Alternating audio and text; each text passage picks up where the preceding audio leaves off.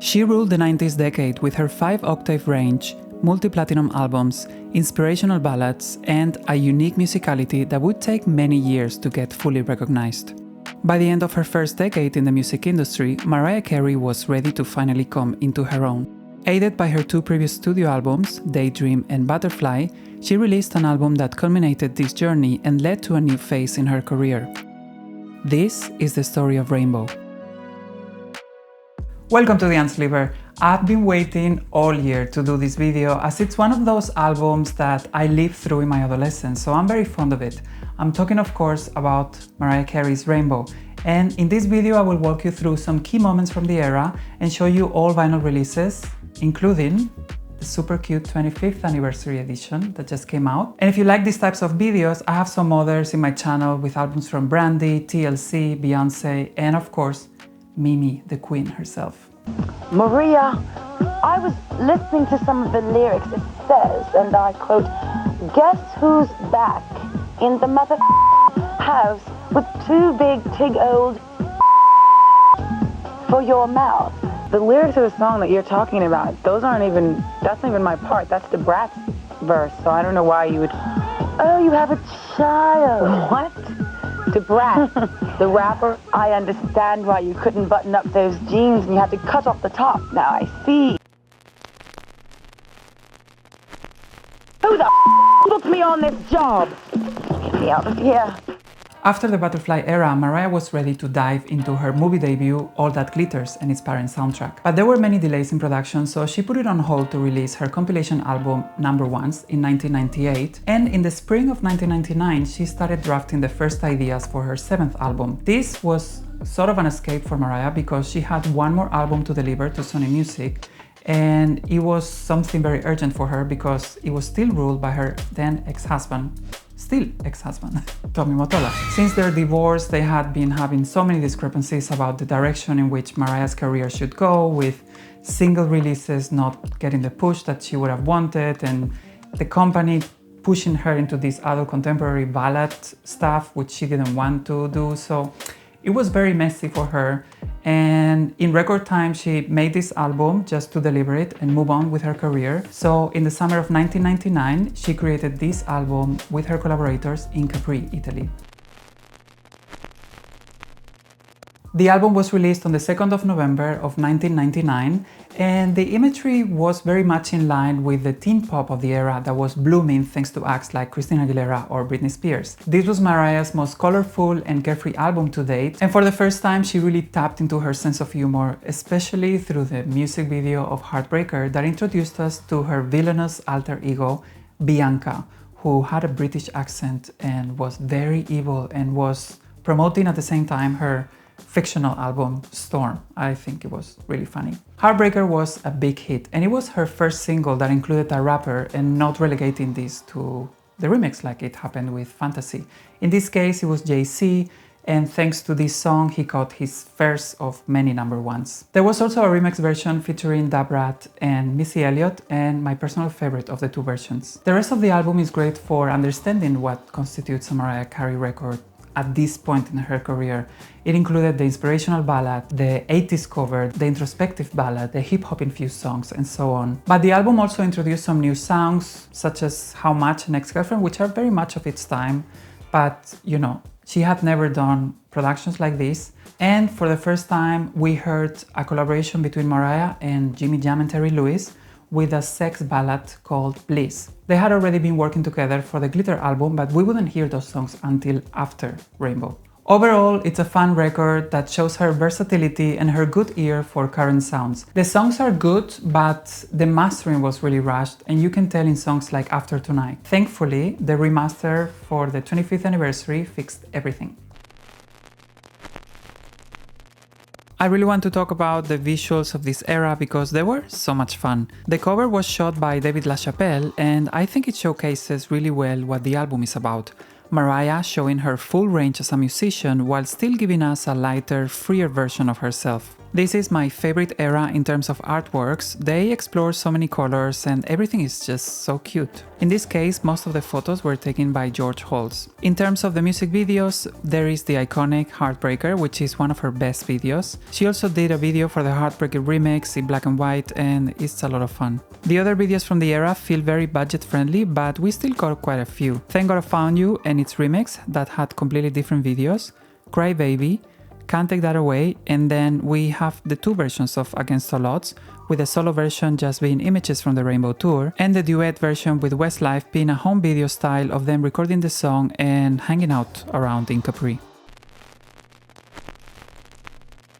Okay, I have to talk about the remixes because they were so good during this era. Of course, she included the Heartbreaker remix into the main album, but she also did a clap version that is, I don't know, 6, 7, 8 minutes. There's always like many different lengths for each remix. In this case, she incorporated If You Should Ever Be Lonely, which was an 80s song, originally from Val Young, which I highly recommend. It's a lot of fun. Then for Thank God I Found You, we have the irresistible Make It Last remix with Joe and Nas, which is my personal favorite remix from Mariah. Once again, she interpolated another 80s song, in this case, Make It Last Forever by Keith Sweat. There were also a couple of other remixes of Thank God I Found You with original vocals, such as the Stargate mix or the Celebratory mix, which, in my opinion, improve a little bit on the original production of the song. Against All Odds also had some dance remixes with the original vocals, but finally the one remix that is the crown jewel of the era is the Can't Take That Away remix produced by David Morales,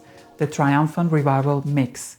And I personally love it because it really stretches out the whole inspirational vibe of the song and the lyrics, and I think it's essential listening for anyone who loves Mariah and her remixes. I have to change my ensemble for this part. I'm doing my best to be a diva this evening. Do you like the ensemble? Okay, let's talk about the fashion of the era because I think it encapsulated that moment in time really well. Mariah went for a more casual, youthful look, sometimes a little bit childish, but I think it was all very fitting. Of course, she was very girly as always, and we love her for that. During this time, she was wearing a lot of baby blue and pale pink. She was also wearing a lot of olive green, and overall I think she was just having fun with her fashion while being comfortable, because most of the stuff was crop tops and loose pants. So I think she was just having fun with it. However, the sexier, more revealing image was constantly a topic of conversation in her interviews, as we know from that infamous clip from the Rosie O'Donnell show. American Music Awards, hello, trampy dress, hello! Rosie, you have a beautiful, wait a minute. I have something to say. Okay, all right. For the first 5 or 6 or 7 years of my career, they made me wear a top up to here and things like this. And I want to show it, show my body in a dress. I'm gonna show it. All right, but honey. Thank you. And I'm very conservatively dressed today. Thank you. Thank you very much. You have a very nice body, but I don't need to see it at 8 p.m. Look at this. It wasn't 8 p.m., it was 10. Oh, it was. All right, all right. Unfortunately, this was more the norm than the exception, and she kept being questioned about it in every interview from the era, basically. Of course, she was annoyed. Mariah did a very extensive promo campaign for the album, and she traveled everywhere to promote it. Some of the essential performances from the era would be her Homecoming special, which was a mix of documentary with performances at the gymnasium of her former junior high school. She performed 4 songs from the album and some of her previous hits, and I highly recommend it. It's essential viewing for the lambs. She also did Heartbreaker remix at Oprah and the EMAs, and she also sang a beautiful rendition of Petals and the Rainbow Interlude at the Rosie O'Donnell show. For Thank God I Found You, we got a performance at the American Music Awards where she mixed both versions. I think it came out a little bit messy though. And finally, she performed a mix of Heartbreaker and Love Hangover at the Divas Live special tribute to Diana Ross, where she also did a beautiful performance of Can't Take That Away. In the year 2000, she embarked on the Rainbow Tour, where she visited US and Canada, Europe, Japan, and Singapore. Sadly, I missed this one. She did many more performances during the era, but these are my personal favorites. So let me know below which ones are yours. So what is the legacy of the Rainbow album? I feel like it's slightly underrated in her discography, but this is mainly due to being sandwiched between what is considered her magnum opus, Butterfly, and her biggest flop, Glitter. Personally, I think that the rushed nature of the album makes it feel a little bit more like a collection of songs than a fully fleshed album. But I think that was part of the concept, and thinking about her journey up until Rainbow, I feel like this was her fully embracing the light and herself at the end of the day. I also feel like it ends a sort of trilogy that started with the Daydream album. I can see a connection between these albums in that the concept of Daydream is quite somber if you pay attention, and it comes across in the black and white artwork. Then we move on to Butterfly, which showed her in a warmer setting, taking agency of her life and slowly releasing herself from pain. And finally, in the Rainbow album, everything is light and we see a fully realized woman in control of her image and sound. We always give Butterfly all the flowers for its symbolism in Mariah's life and career, but I think that Rainbow was an essential step in Mariah coming to be the person and artist that we all know and love. I will now show you all the vinyl releases from the era, and stay until the end if you want to find out what are my favorite tracks from the album. First off, the original US pressing. The image quality is gorgeous. This artwork comes alive in printed form. The set comes in a gatefold and two inner sleeves that include lyrics. The paper on this is quite thin, and same goes for the discs. It sounds decent, but not without issues. Mastering for vinyl is good, with good separation, but volume is a bit all over the place, and there is quite a lot of inner groove distortion in tracks like Bliss and Ex-Girlfriend. This is the 2020 reissue by Urban Outfitters, which came in 4 different randomized colors. In this case, they did a replica of the original. The inner sleeves are higher quality than the original pressing. It was quite a task to find all 4 colors since it sold out fast, and then being randomized you didn't know which color you would get. Thankfully, I could swap with a couple of lambs. Special shout out to my friend Christina, aka Old School Lamb, who helped me with this. The sound is slightly improved from the original pressing, but the volume is lower. This was advertised as remaster, but some of the issues persist. This is the 25th anniversary edition of the album that comes with quite a few changes. First, the foil on her name and this new border that they added. This edition doesn't come in a gatefold, but instead includes a folded insert that includes the gatefold photo and 2 inner printed sleeves completely redesigned with some rare photos from the era and lyrics. The tracklist includes 5 bonus tracks, including the great new remix Rainbow's End. The picture disc looks amazing, and I'm surprised they managed to make the border orange and not black like it's usually the case with picture discs. The sound is surprisingly good if you can ignore the surface noise typical in picture discs, which is not too loud, thankfully. I think this time it has really been remastered for vinyl, and it is now my favorite sounding edition of the album. This is the first of 3 copies I have of the Heartbreaker single. This one comes with the album and remix versions, and the Junior Vasquez remix in 2 versions, one of which, the Heart Mix, I highly recommend. The sound quality is amazing. This is the 2-disc version of the single that comes in a gatefold and has 2 discs at 45 RPM. It includes the album and remix versions, a no-rap version of the original song, and the clap and dab mixes of the Junior Vasquez remix. Once again, the sound is really good on this pressing. Finally, this reissue that came out for Urban Outfitters Singles Day. It comes in hot pink vinyl and only 2 tracks are included. It sounds good, if a bit lifeless.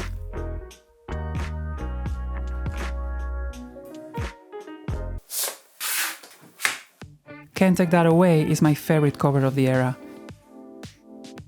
The single includes 2 David Morales remixes completely different from each other, plus the album version of CryBaby. Sound is really good on the remixes, but it does suffer from inner groove distortion for the album versions. This Can't Take That Away edition was really hard to find. The tracklist includes some of the same remixes, but it comes with an edit of the David Morales club mix, not present in the other pressing. The sound is once again very good. This was also really hard to find, and one of the last items I added to my Mariah collection. This pressing is on 45 RPM, and it includes the Make It Last remix in 3 versions plus the celebratory mix. Unfortunately, there is quite a bit of sibilance, pops and clicks throughout. The second version of the Thank God I Found You vinyl comes with 2 versions of the Make It Last remix, the Celebratory Mix and Fantasy with ODB. The sound on this one is decent and it improves on the previous edition. Finally, Against All Odds got a release with 4 different versions of the Pound Boys remix. My copy is clipping quite a bit, so not sure if this is an issue with all pressings or just mine.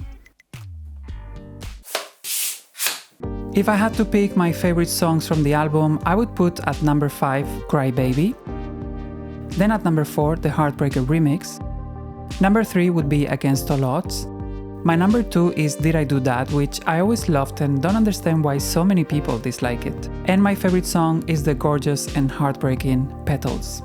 As honorable mentions, I would add Can't Take That Away and Bliss.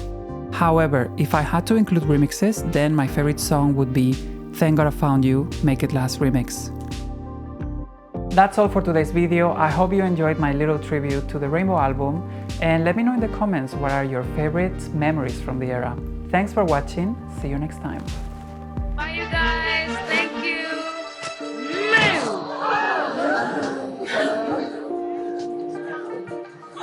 What have you got for me today?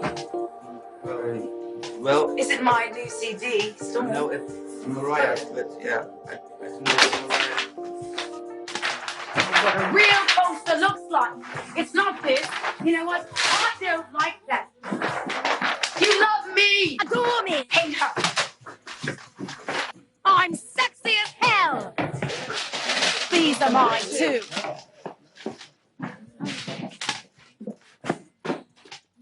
Go home.